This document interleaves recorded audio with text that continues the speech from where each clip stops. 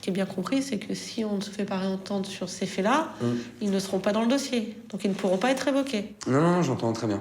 Et ce serait bien dommage. Oui.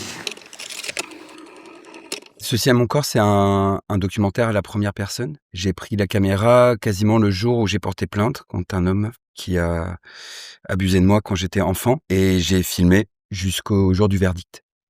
Donc ça a duré 5 ans. Et en fait, je pensais que ce serait un peu une ligne droite en fait de un combat judiciaire. Et en fait, c'est beaucoup plus compliqué que ça parce qu'en fait, il m'a fallu parler à mes parents, il m'a fallu les faire bouger aussi un peu. Il a fallu moi prendre conscience de ce que j'avais subi. J'étais victime beaucoup d'amnésie traumatique. Et donc en fait, il y a eu vraiment une forme de réveil ou de dépliement très long. En fait, très compliqué au fur et à mesure des années. J'entendais beaucoup une forme d'essentialisation des victimes.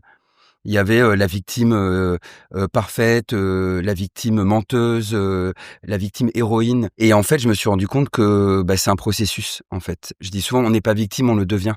Et on n'a pas envie de l'être. Et pour moi, on devient victime dans le regard et grâce au regard des autres. Donc évidemment des proches, mais aussi de mes avocats qui ont une place importante dans le film, de l'institution judiciaire et si possible de l'accusé s'il avoue. Mon premier geste, il a été compulsif. Toute la mémoire de mon enfance était tellement effondrée parce que j'avais oublié une grande partie des faits.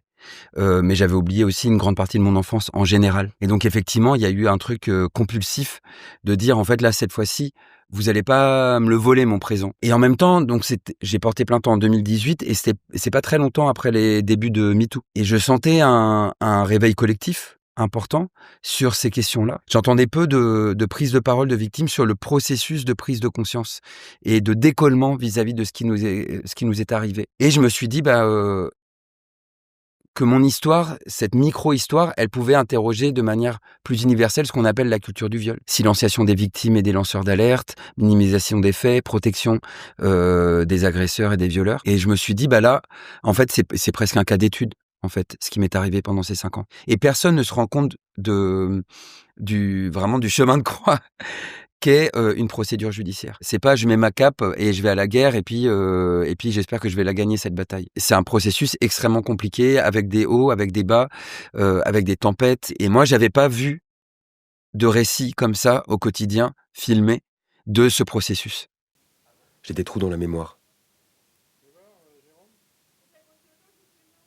J'aimerais qu'Olivier me dise tout ce qu'il m'a fait, mais je sais que c'est plus possible.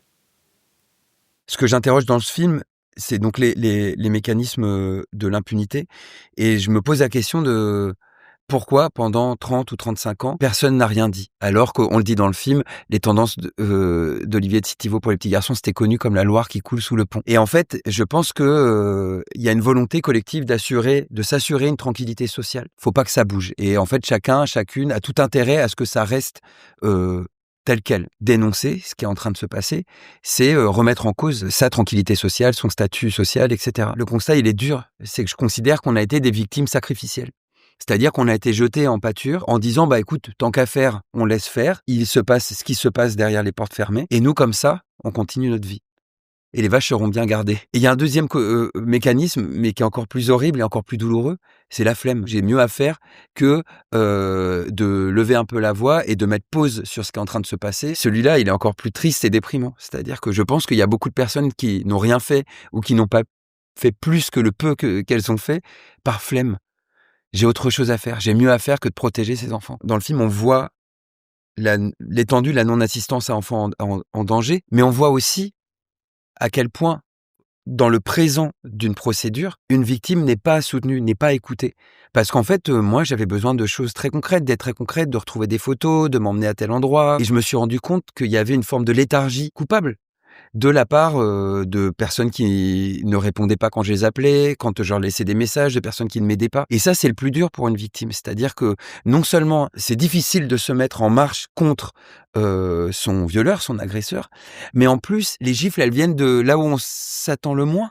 C'est-à-dire de personnes dont on espère avoir de l'aide inconditionnelle, instantanée, tout de suite. Mais en fait, toutes les personnes qui ont mis tant de temps à se mettre en route pour m'aider, elles ont été silentes parce que ça les renvoie à leur propre culpabilité de ne pas m'avoir assisté à cette époque-là. Et c'est ça le plus dur, c'est-à-dire que les faits en eux-mêmes, ils sont délimités dans le temps, mais en fait la non-assistance, la non-écoute, c'est continu. Ce couteau-là, il continue de se remuer dans la plaie. Et ça, c'est mon présent. En fait, c'est pas comme si je pouvais, c'était il y a des années, puis je le mets pas derrière moi. Donc comment je le construis ce présent? Est-ce que nous, en tant que société, on est capable d'écouter les victimes quand elles nous parlent, de se rendre disponible? On dit souvent, il faut, ça y est, enfin, la parole des victimes se libère. Mais les victimes, elles ont toujours parlé. Moi, ce que je pense, c'est qu'il faut libérer les oreilles et que les victimes, elles ont parlé et on leur a dit de bien la fermer. Et c'est ça que je montre dans le film. Mais s'il vous plaît, écoutez. Écoutez, on vous parle en fait. C'est peut-être là que je pourrais retrouver ma première communion, mais là il y a un nombre de photos pas possible quoi. Non mais c'est peut-être là que... La couleur.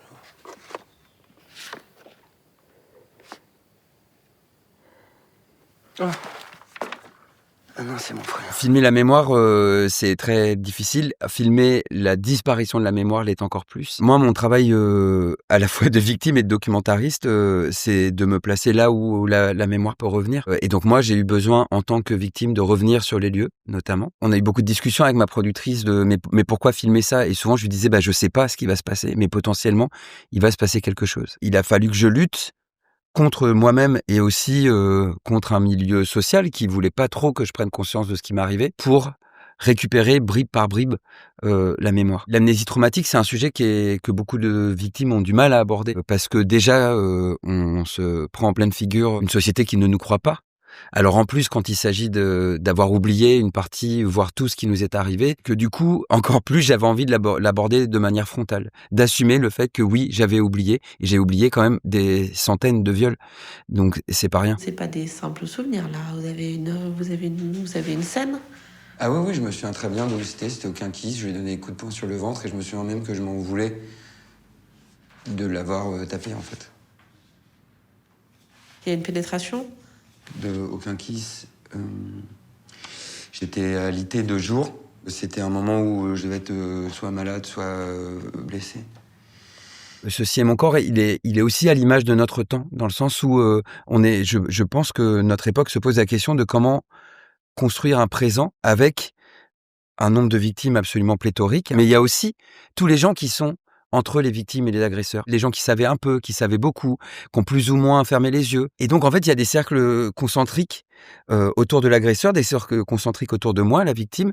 Mais en fait, tous ces cercles concentriques, ils se touchent. Parce que déjà, c'est difficile de mettre son agresseur à distance, de dire quelqu'un m'a fait quelque chose et je ne suis pas coupable de ce qui m'est arrivé. Mais après, la question, c'est comment je vis au quotidien avec toutes les personnes qui étaient entre lui et moi. Et effectivement, le choix que je fais et que je filme, c'est de garder ce contact-là. On dit souvent il faut un village pour éduquer un enfant, mais moi je pense qu'il faut un village pour violer un enfant. Et surtout quand il s'agit de viols extrêmement répétés sur beaucoup de victimes pendant un nombre important d'années. Donc quand on parle d'impunité, l'impunité, c'est pas un grand mot, un grand concept.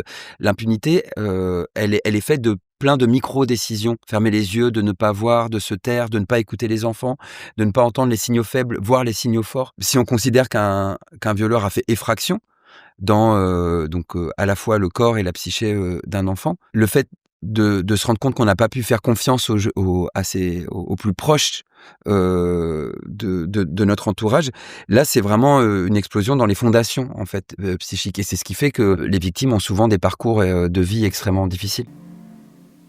20 ans plus tard, je porte plainte contre Olivier Tsitivo. Je raconte les attouchements chez lui et au caté. Les couloirs où il me coinçait à la colo. Il est mis en examen, puis en prison.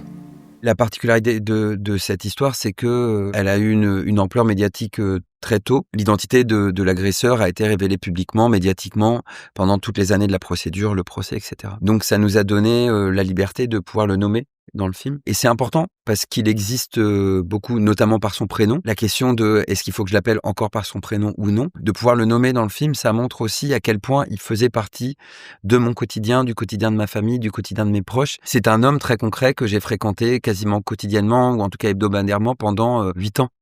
Et cet homme, il a une identité et il a fait ce qu'il a fait. C'est posé aussi la question de est-ce qu'on montrait le petit enfant, le petit Jérôme. Et effectivement, j'ai retrouvé pas mal de VHS de cet enfant. On a monté que les images des âges auxquels j'ai subi des viols, donc de mes 8 ans à mes 15 ans. Et en fait, c'est important de montrer la réalité d'un corps d'un enfant de 8 ans. Voilà à quoi ça ressemble, un enfant qui a été violé, sodomisé, pénétré. Ça, c'est la première chose, la manière dont on a monté ces images de l'enfant. Ça fait penser aussi presque à des mécanismes thérapeutiques, c'est-à-dire qu'il y a un moment où il faut regarder et prendre conscience du passé. À qui c'est arrivé? C'est arrivé au petit Jérôme. Et donc effectivement, le montage, par son principe même, il permet de faire face au passé. Le passé peut réparer le présent. Et effectivement, regarder en face à qui c'est arrivé peut réparer le présent. Et en tout cas, ne pas faire face à un passé douloureux, pour sûr, c'est délétère. Coucou, salut cousine, ça va? Je te dis ça parce que je peux pas trop en dire devant ta fille, mais en gros, il y a une enquête qui concerne un peu mon passé. Attends, Ouais. regarde, tu vas me faire un petit dessin. Ou tu vas jouer, ou tu vas faire ce que tu veux. Donc là, l'enquête est en cours, mais il faut quand même que je montre un peu quel était mon état mental à cette époque-là, etc.